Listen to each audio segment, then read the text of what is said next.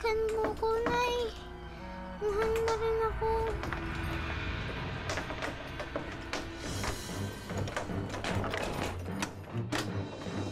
Charming? Shh!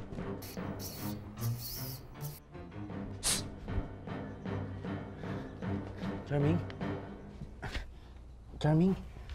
Tituinin mo to. Iuwi na kita. Uwi na tayo.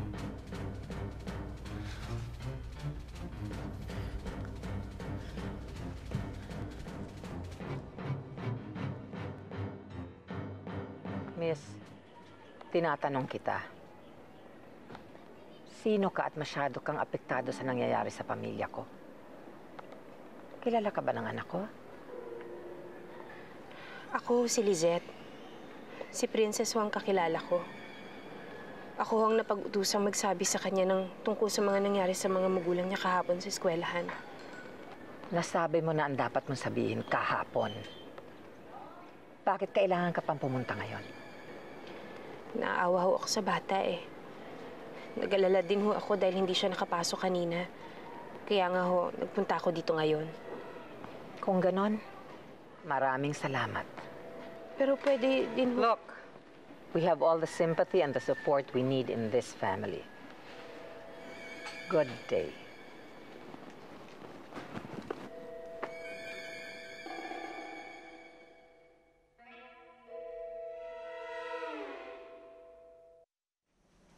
Smita, alaga mo dumarating.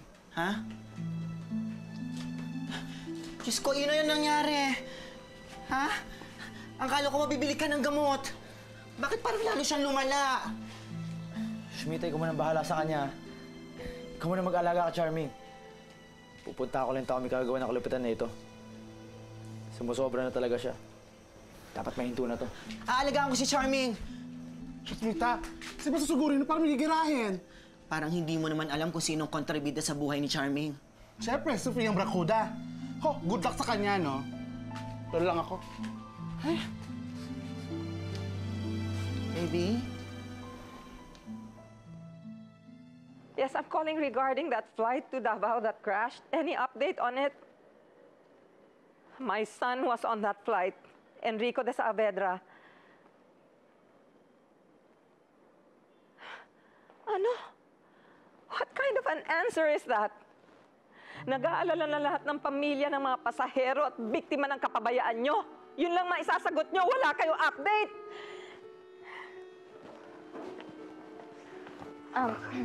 Ma'am, ipa-follow up ko po yung airlines, Orly, and I will update you as soon as meron ng balita. Opo, Doña Amparo. Tutulong din po ako. Meron po ako mga kaibigang media people from Davao na kinakontak ko oras-oras. Para po may first-hand info tayo.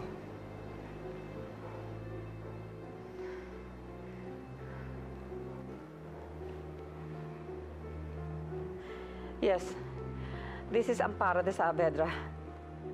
General Martinez, is this you? Yes, sir.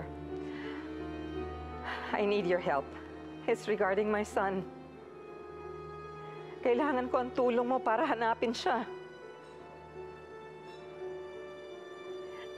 Yes, he was on that flight.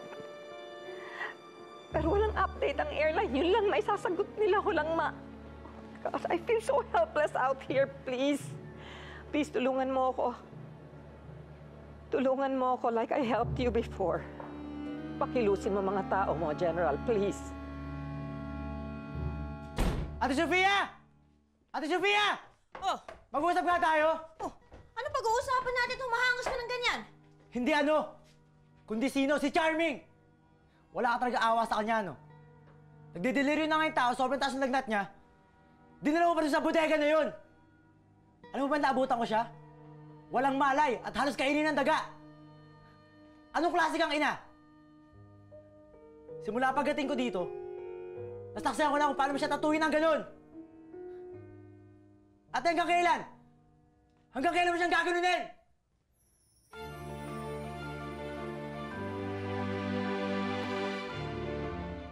Ano ate? Hanggang kailan mong balak tatuing hype si Charming? Hanggang sa wala sa hininga? At mamatay? hindi na makakapain ng ganun. Hanggat naririto ako, hindi mo na siya masasaktan! Talaga lang, ha? Talaga lang! Ang lakas ng loob mong sumugo rito at kusapin ako ng ganyan. Baka nakakalimutan mo, Inoy, nasa poder lang kita. Sabit ka lang sa pamilyang to. At hanggat nakatira ka at lumalaman kayo ng Charming yan sa bahay na to, walang pwede magsabi sa akin kung paano siya dapat ratuhin! Wala! Ate, bakit napakalupit mo sa kanya? Anong ginawa sa'yo ni Charming? Kailangan mo siyang dalhin sa bodegang yun. Kung kailangan niya ng pagmamahal at pag-aarugaan ng isang ina. Ate, may sakit si Charming. Kailangan mo siyang gamutin. May sakit si Charming! At maaring mahawa ang mga anak ko! Inaisip ko lang sila Vanessa at Libby. Kapag nahawa yung dalawang isa alaga mo, meron ba tayong panggastos, ha?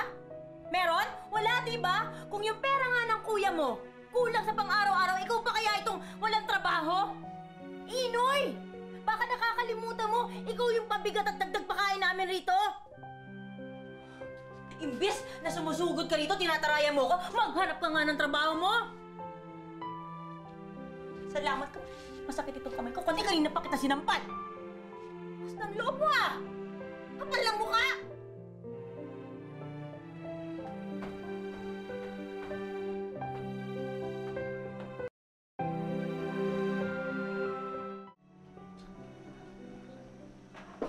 Inoy, napainom ko na siya ng gamot.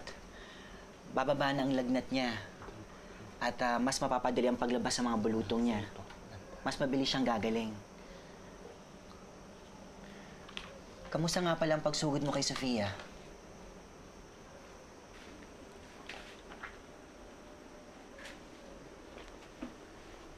Alam mo, Inoy, nagpapasalamat at ako at dumating ka sa buhay ni Charming. Kasi simula nung dumating ka, nagkaroon na siya ng kakampi. May magtatanggol na sa kanya. Hindi siya sumita eh. Wala pa rin ako magawa.